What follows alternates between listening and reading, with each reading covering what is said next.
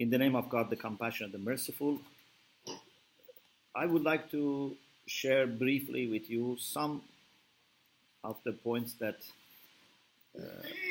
I shared in the meeting in the UK. I had 2 sessions on conversion and mission, but even with 2 sessions, the discussion was not complete. And hopefully we can continue this discussion another time there.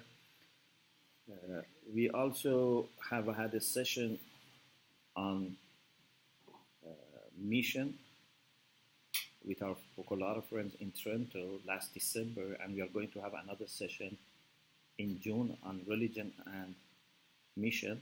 So this is a kind of idea which is very important for me, and I am reflecting on this in the last couple of years, and I would like to share with you some aspects of that idea. And I think this is one of the things that we have to clarify for Muslim-Christian relations to be able to develop into another level. First, about conversion. As we heard there, and also today, conversion for monastic people is a daily matter, that every day they have to convert.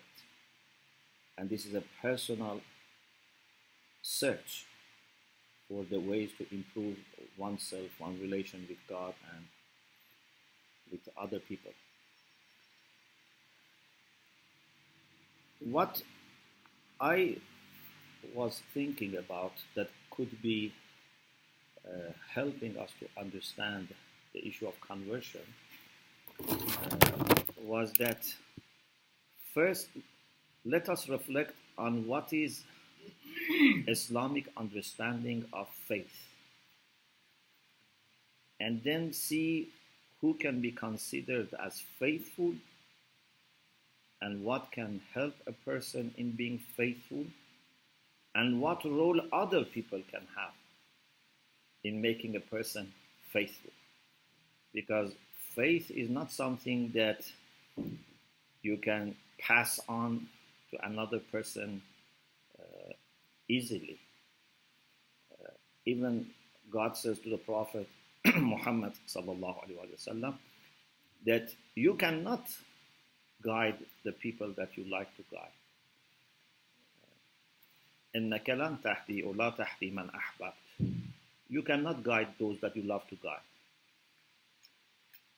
Sometimes we feel very, very humble when we see that even sometimes a very easy thing we cannot pass on to our children. Sometimes, parents find it that with their teenagers, for example, even something small. If you are the very educated, very pious, very respected person, but it doesn't mean that it gives you ability to pass on something simple even to your child, to your younger brother or sister, let alone other people. Human way of adopting ideas is much more complicated than just passing on a physical object or passing on even information. Passing on information is much easier. So what is faith? I started my presentation with the way Muslim theologians looked at this issue. In early Islam, there was a big controversy about what is faith and who is considered to be faithful and who is the one who is not faithful. There was a big divide in the Muslim Ummah about this issue among theologians. And some people had the idea that faith is a matter of declaration. Some people have the idea that faith is a matter of knowledge. Some people have the idea that it's a matter of declaration and practice and affirmation of the heart, different views. Some people had the idea, Kharijites, Khawarij, had the idea that as soon as a person commits a major sin, he loses his faith. You know, in Islam, we divide sins into major and minor.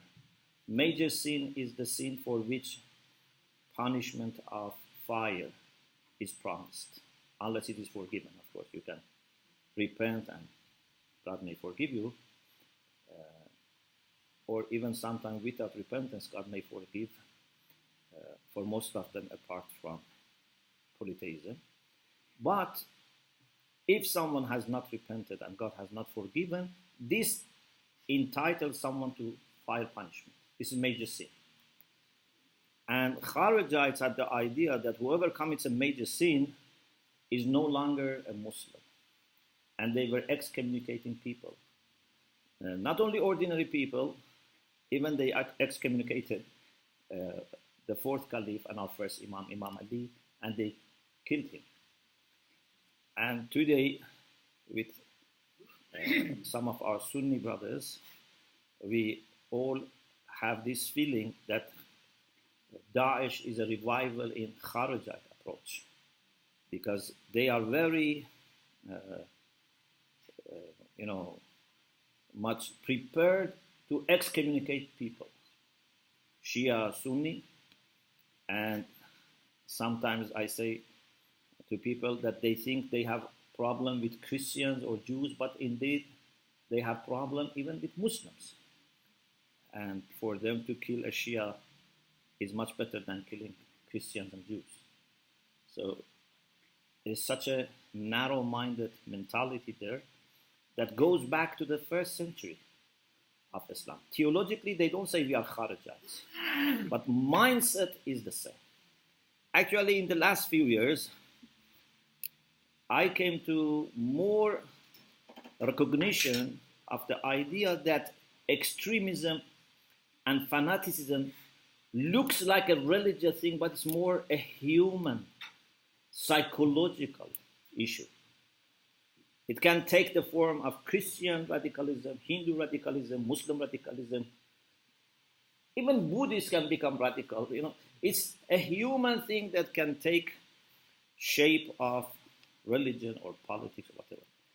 So Kharijites had this idea that as soon as you commit a major sin, you are not a faithful person.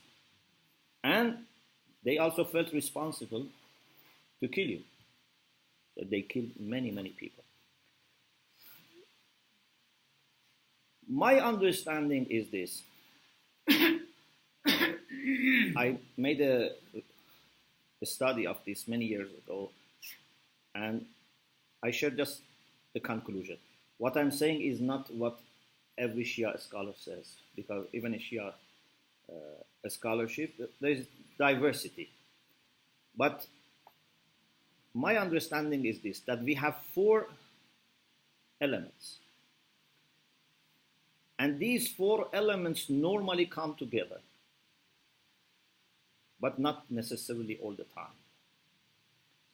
We have to find out what's the main one, what's the core that must always be there.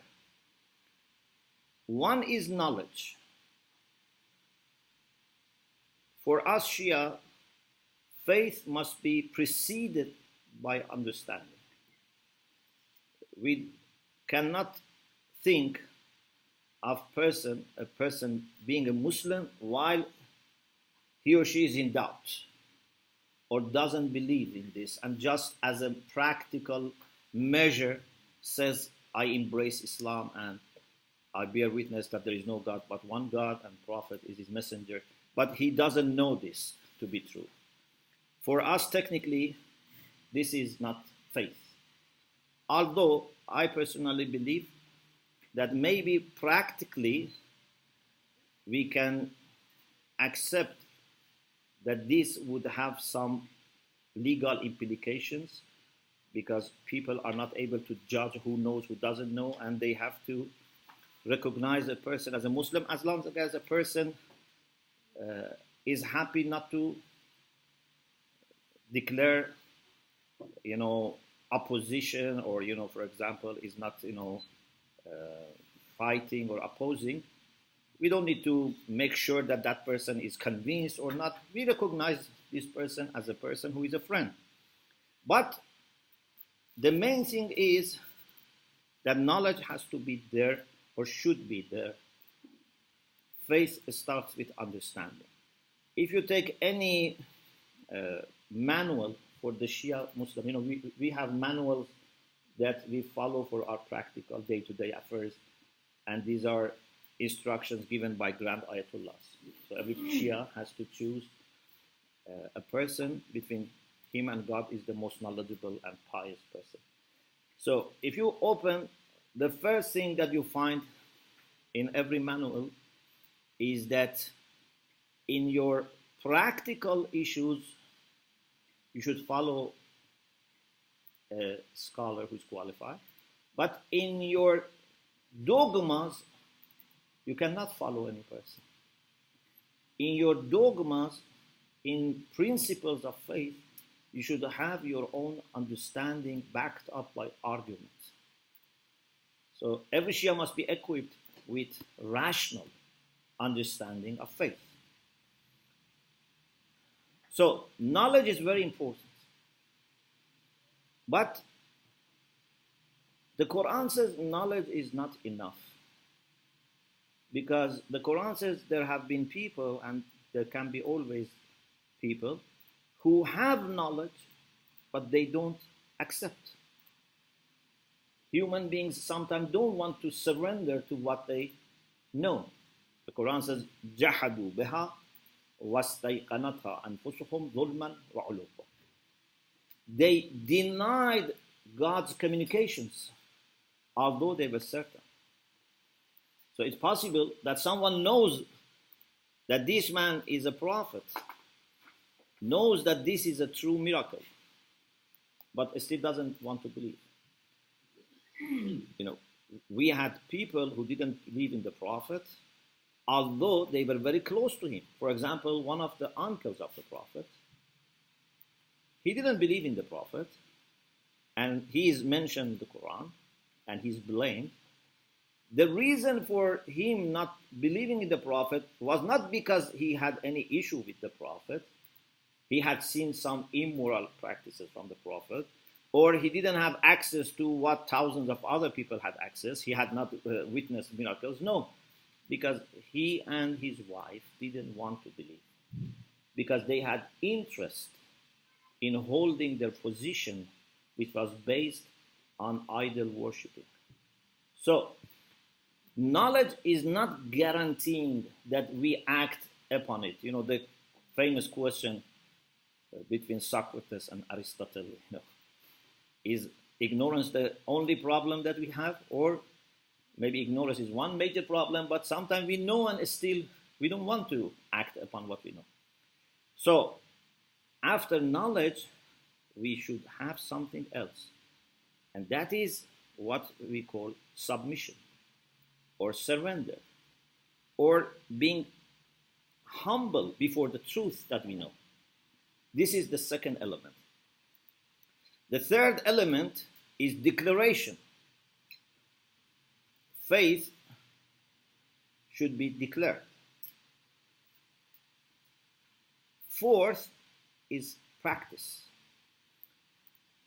Faith should be not only declared by tongue, but also expressed in actions. My understanding is that actions are natural consequences of a true faith, but not necessary. It's natural, but not necessary. How? Maybe a person believes in God and the Prophet at 10 a.m. and declares, but in an hour he dies. He has not said any prayer, he has not fasted, he has not gone to Hajj, he has not paid alms. Can we say he was not a believer?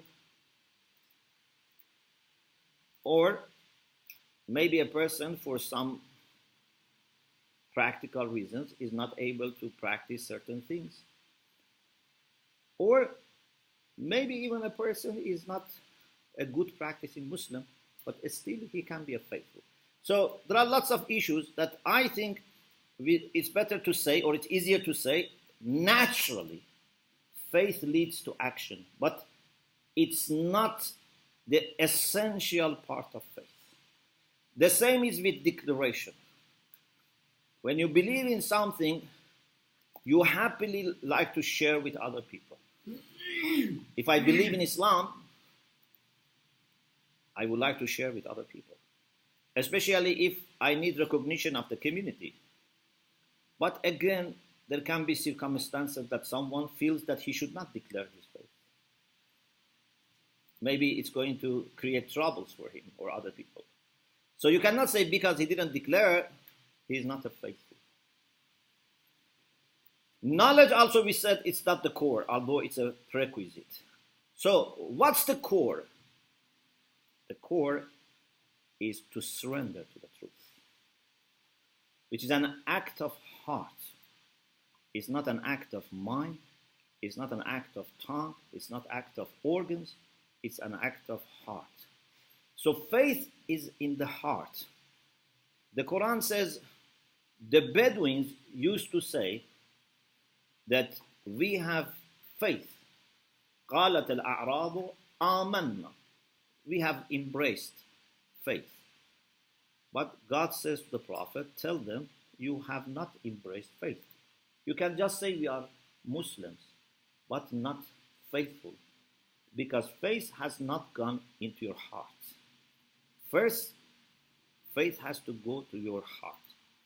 So, faith is a matter of welcoming the truth, acknowledging the truth. And I believe degrees of faith also partly relate to this issue. Because, in Islam, we have this idea that there are degrees or ranks for faith. In some of our narrations, for example, says there are 10 levels of faith. And I don't think this 10 means not 11 or not 9. This can be a general way of breaking down. It can be, each of them can have lots of sub-ranks. There are different levels of faith. Partly because the knowledge which is coming is different. A person who is well educated, well equipped with understanding, his faith can be stronger. A person who practices more, his faith can be stronger. But I think the main classification of degrees of faith is based on that level of submission. How submissive you are, that is the major factor in determining a strength of faith. It's not a matter of either you are submissive or not. People who are submissive, they can have different levels of submission or surrender to the truth.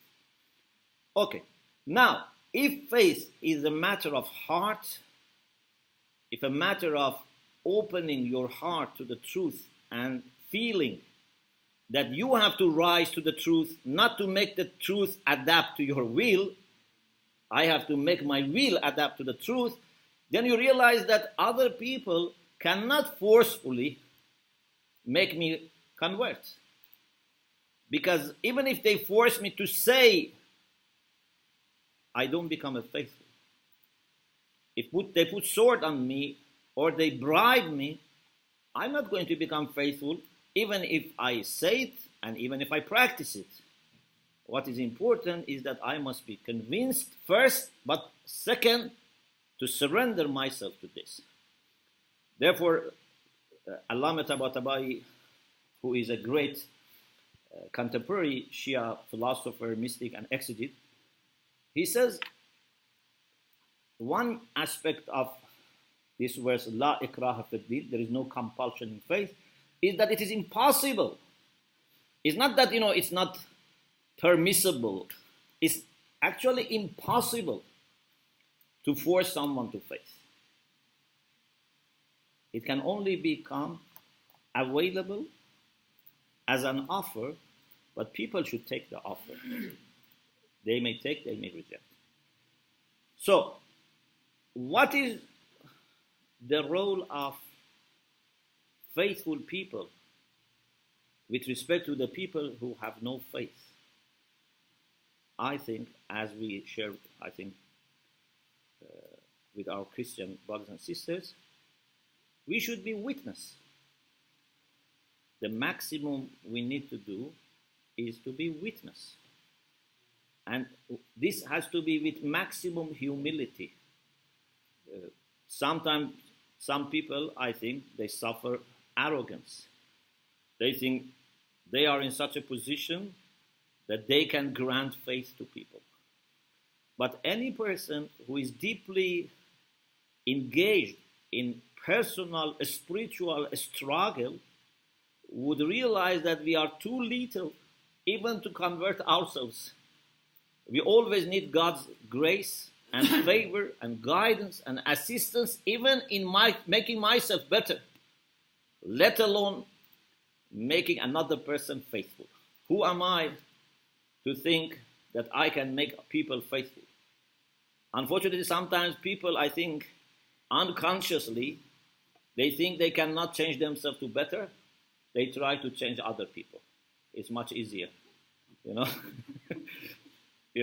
If, for example, I am a person who has, lots of students, sometimes maybe they respect me, or, I have some kind of authority. I can ask them to do something to develop a good habit, but maybe I myself have not yet developed that habit because it has been a struggle. So, unconsciously, I think some people have lost hope in changing themselves, and they try to change the world by changing other people. But Islamically, the change should start within.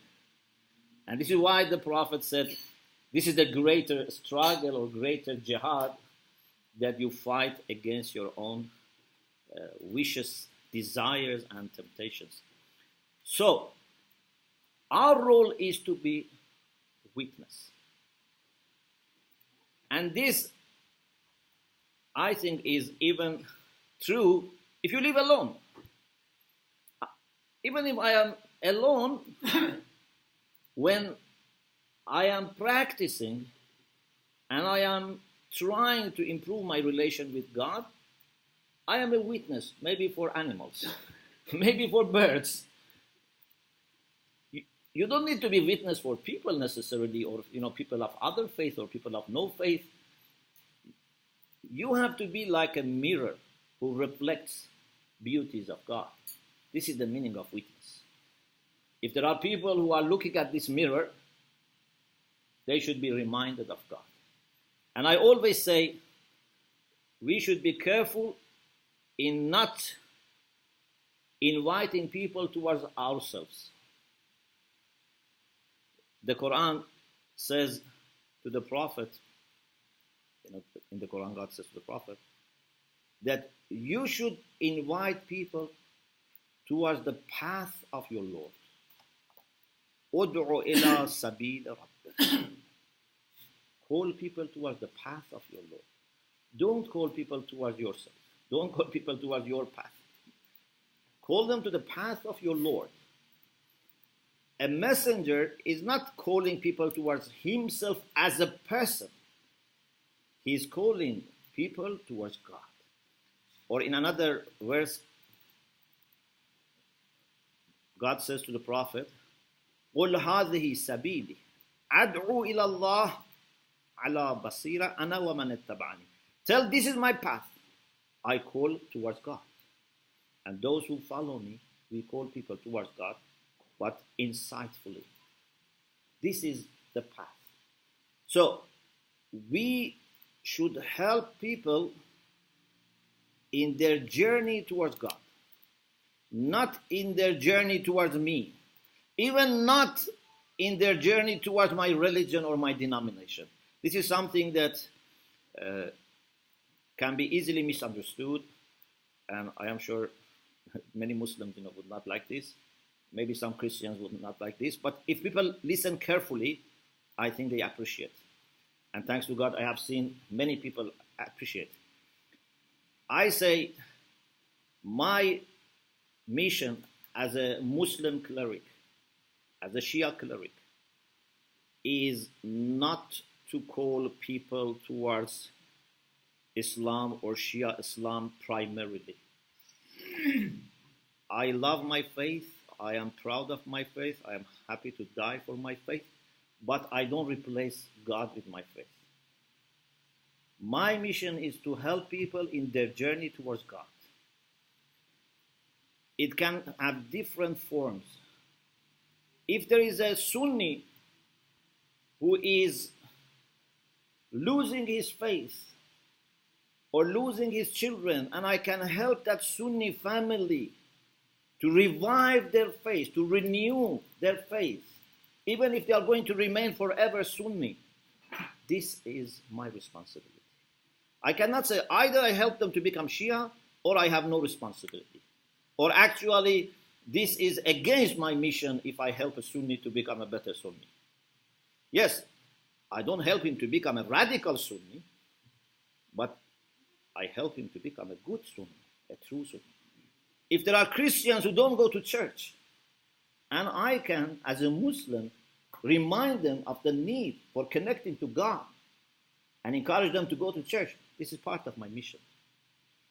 If there is a Christian community whose church is bombarded, by ISIS or, destroyed, and they have no place to worship God, it's my responsibility to help them to rebuild the church.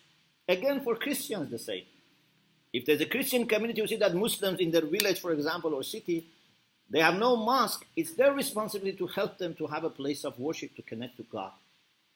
But normally, unfortunately, religious people find it difficult to acknowledge that people can truly and genuinely, but not equally, I'm not saying there is pluralism, but people can genuinely connect to God through other traditions.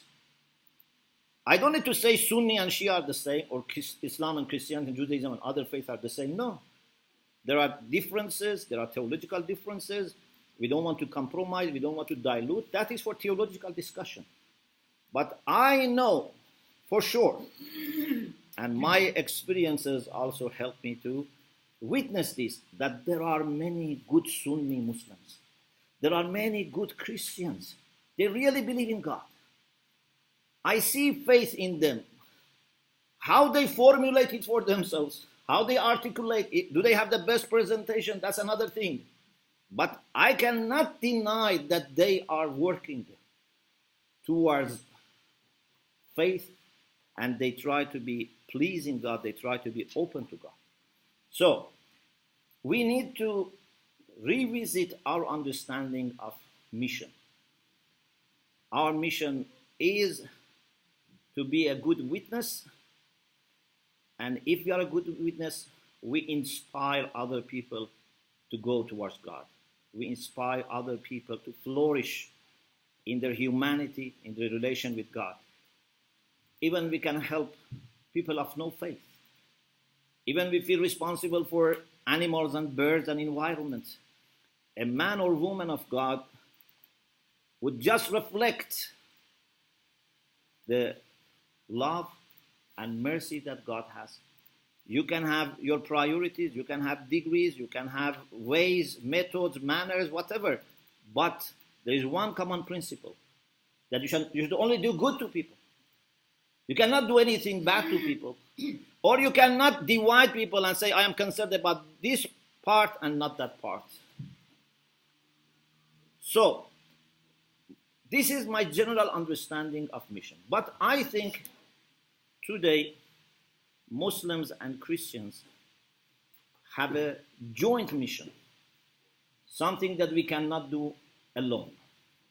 And God willing, I will discuss this in my second presentation tomorrow. Thank you very much. Alhamdulillah.